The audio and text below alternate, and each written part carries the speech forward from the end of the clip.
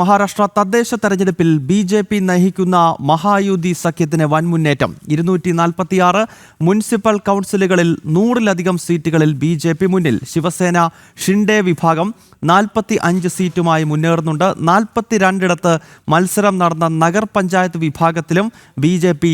പകുതിയിലേറെ സീറ്റുകളിൽ മുന്നേറ്റം തുടരുകയാണ്. വിവരങ്ങൾ എസ് ശ്രീകാന്താണ് ഡൽഹിയിൽ ഇത് നൽകുന്നത്. ശ്രീകാന്ത്, ഈ തദ്ദേശ തെരഞ്ഞെടുപ്പ് മഹാരാഷ്ട്രയിൽ നടക്കുന്ന ഘട്ടത്തിൽ വലിയ മുന്നേറ്റം ബി.ജെ.പി. നടത്തുന്നുവെന്ന് പറയുമ്പോൾ ഇനിയും മുംബൈ മുനിസിപ്പൽ തെരഞ്ഞെടുപ്പ് ഉൾപ്പെടെ നടക്കാനിരിക്കുകയാണ്.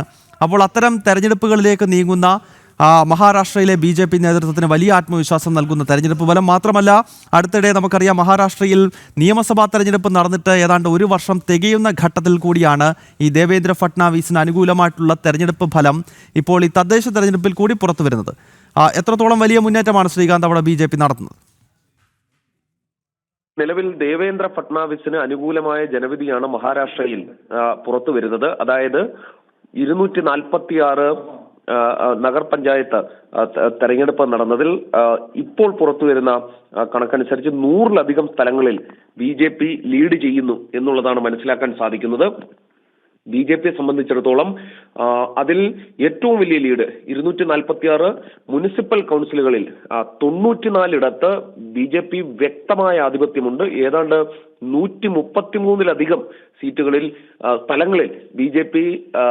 സ്വന്തം നിലയിൽ ലീഡ് ചെയ്യുകയും ചെയ്യുന്നുണ്ട് എന്നുള്ളതാണ് മനസ്സിലാക്കുന്നത്. ഏതാണ്ട് 200-നടുത്തേക്ക് എൻ.ഡി.എയുടെ കുതിപ്പ് തുടരുന്നു എന്നും മനസ്സിലാക്കുന്നു.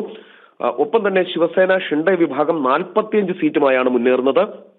42 നഗർ പഞ്ചായത്തുകളിൽ ബി.ജെ.പി. 21ഇടത്ത് മുന്നേറ്റം തുടരുന്നു എന്നുള്ള വാർത്ത കൂടി പുറത്തു വരുന്നു. അതായത് ബൃഹൻ മുംബൈ തെരഞ്ഞെടുപ്പിന് തൊട്ടു മുന്നോടിയായി നിലവിൽ നടന്നിട്ടുള്ള മുനിസിപ്പൽ കൗൺസിൽ നഗർ പഞ്ചായത്ത് തെരഞ്ഞെടുപ്പുകളിൽ ബി.ജെ.പിക്ക് കൂറ്റൻ വിജയം ലഭിക്കുന്നു എന്നുള്ളതാണ് വാർത്ത.